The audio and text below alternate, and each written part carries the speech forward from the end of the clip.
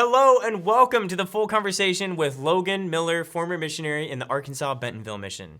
He spent a lot of time on his mission studying the best performing ads and practices in missions all around the globe. I think you'll find some gold nugget takeaways from what he has to share.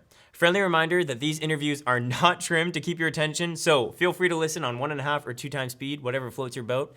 Without further ado, here's the full conversation. Well, Logan, thank you so much for being down to hop on. Of course, happy to be here. This is so exciting. So, Logan, we had a Zoom meeting probably like a year and a half ago. You were doing this like I want to call it like mission tour, basically. You were going from mission to mission over Zoom. This is a Zoom mission tour, and you were interviewing all the social media specialists. How many missions did you hit? Yeah, so eventually, like probably over the course of about a year, just a little bit over 100 and a little bit over 100, probably somewhere in the 110, 120 range. That's insane. That's a lot of missions. So your brain is basically an algorithm of information, of missions using social media. And this episode is all about helping people go from digital contacts to in-person lessons to in the most normal and natural way. I guess, what were your original findings? What were you trying to look for?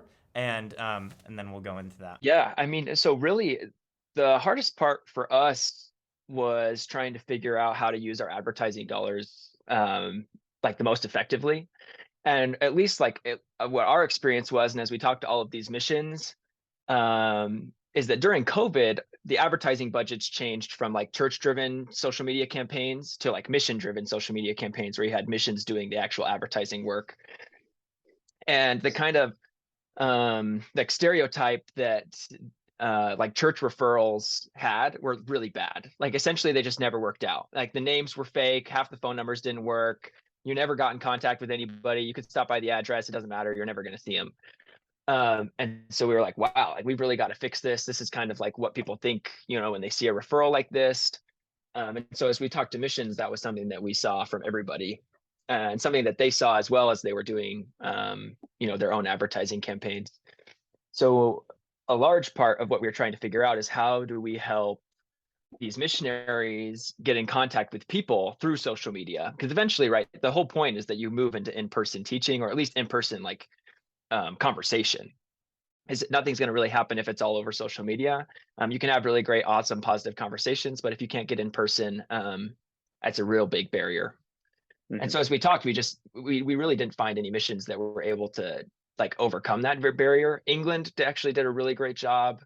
They just had a fantastic way of understanding how these leads were moving through. They were able to get them at really cheap prices, and then their missionaries were just amazing. But regardless, like we weren't England, we were in Bentonville, Arkansas. We're here in like the Bible Belt, so obviously our audience was a little bit different. And so as we, interviewed all of these missions, what we found was that as long as you were, giving opportunities for missionaries to be like normal and natural. I like to use the words real and authentic because normal and natural is pretty overused. Um, but if you gave missionaries real and authentic like ways to interact with just strangers, then like 9 times out of 10, people are going to have a positive experience. And so what we did is we just hit like service so hard. We were just doing one-on-one individual service with people in their homes, outside of their homes. Like this is COVID, right? We're just trying to get people in front of our faces.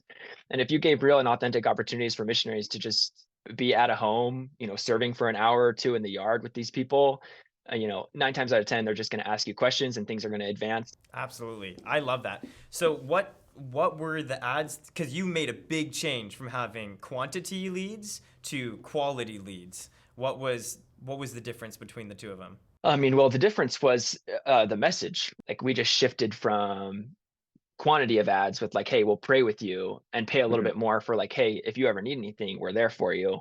And so the shift was, instead of, hey, we're going to just teach you the gospel, it was just, hey, like just hear, just be around us, just hear who we have to, like what we have to say and who we are really. The message was come and see, not, hey, I'm going to come and tell. And so that was a really powerful message for us, and it really worked out. with these like prayer ads or these like scripture ads or these church ads that the church does and that like missions were doing, Yeah. the quality just wasn't there. Like the people that were signing up for these things, like they just weren't real. Like the ads, Yeah. like they were pulling in solid leads. They weren't pulling Uh-huh. in good information.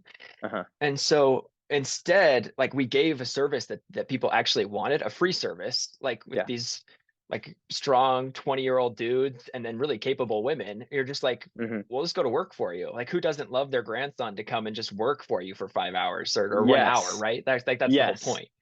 Yeah. And so it changed the message. We actually gave people something that they wanted, and in turn, Hmm. like we could give them something that they didn't even know they wanted. Um, Mm. and so that was just that was really great for us. Like it was really cool, and there was no pressure at all when we went in. Like it was like, look, just be yourself, and if an opportunity arises to like share your faith in a really normal, realistic way, like you don't have to go in knowing that you're going to share a message. It was just go in and be yourself, and like the spirit is the one thing that'll work the miracle. I love that. I love that. That makes so much sense. That makes so much sense in my brain. That's awesome. Okay, so I'm gonna take it to the next little chapter of this. From going from digital, because there's a lot of people that are making content out there that are reaching thousands and thousands of people, and some are TikTok dances, some are actual spiritual stuff. What would be your best recommendation to get those people from digital to in person? Because I love the analogy that you said of like bring them what they know they want, and then if it feels natural, show them something that they need, but they don't know that they want. Yeah. That's such a great question, and honestly, one that we never really figured out. And I probably don't have a great answer for you, so I won't sugarcoat it. Yeah. We like we had this saying in our mission that content doesn't find you people to teach, and it doesn't. Like other than the like miraculous miracle that somebody saw, like an interview that you did and was super interested, and then like took time out of their day to like call up the missionaries and ask. Um, and so like what we did, our approach to content was we have like the B1 page, right, that was like Christ centered, and then we have the Find Him page that was like all member testimonials. um, was that we wanted these members to share these awesome member testimonials and stories of people that they knew, um, and just share it, right? And so like then it's that personal one-on-one connection of like, hey, I was thinking about you, this is a really great story, what are your thoughts? And so it was a member sharing tool, and that's what content should be. Content is a member sharing tool. 100%. It doesn't do all the heavy lifting, and I think you got to be strategic with it. When you think about it through that lens of it being a member sharing tool, you interview a member that has a talent, and then they share it with their basketball team, and then the people on the basketball team, you're filming with them, getting B-roll, and then they talk to you. They're like, "Why are you dressed like a goofy boy?" And then you go from there. You're exactly right. You nailed it. The best thing that we did is, we did 40 member testimonials. The best thing that we walked away from that is that now 40 members have their testimony recorded in a really professional way that they can share with others. Like that. Yeah. That's what it was for. I love that perspective. If you look at it from you are called to serve and assigned to labor, if you look at the videography things that missionaries are doing, it's more of a service. Like you said, making some like documenting someone's life. Like someone I filmed on their mission, they literally had they had a flood. They lost all of their black and white photos. She was like a sweet elderly woman. All of her stuff, she felt like she had no legacy to live on. And we filmed her conversion story, and she's like, "There's something documented of me out there." And what's crazy, like a little bonus, 40,000 people saw it. That's like a stadium, like a football stadium of people that saw it. But what really matters is she's like, I have my legacy and my belief in Jesus recorded, so generations can see it. And I just think that's super cool. You're right. The power is in the individuality of the content that's being created, especially when it's conversion driven, right? When it's people sharing their faith. Really, really powerful stuff.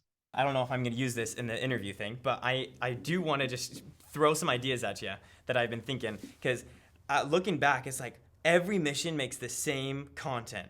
They got the lessons, they've got the music videos, they've got the interviews, they got the TikTok dances sometimes. And it's like the same 4 or 5 different types of videos. and it just feels eh. And it's like, I hope that this course that we're making can help drive in the individuality part. I love that you've added that. And number two, the aspect that you can create way more than just what everyone else is creating.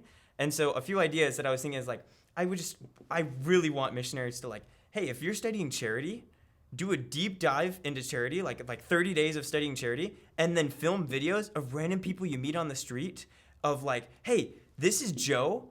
He is one of the most charitable people I've met this month, and this scripture makes me think of Joe. And then when Joe sees that video, he's gonna be like, dang, that was very nice. And it adds the individuality aspect to making a video. And then you can get those miracles of like, wow, that video got 100,000 views, and a few people saw it and started saying yes to missionaries when they reached out to them or whatever. But it can do like, it has a multiplying effect. I just feel like another random thing is like missionaries that are good at basketball. You could have like pros ball, and if they could have like a goofy ending where it's like, okay, I'm just gonna share scripture with y'all, and if they film like a video of like this guy getting schooled by this guy in business casual, you know what I mean?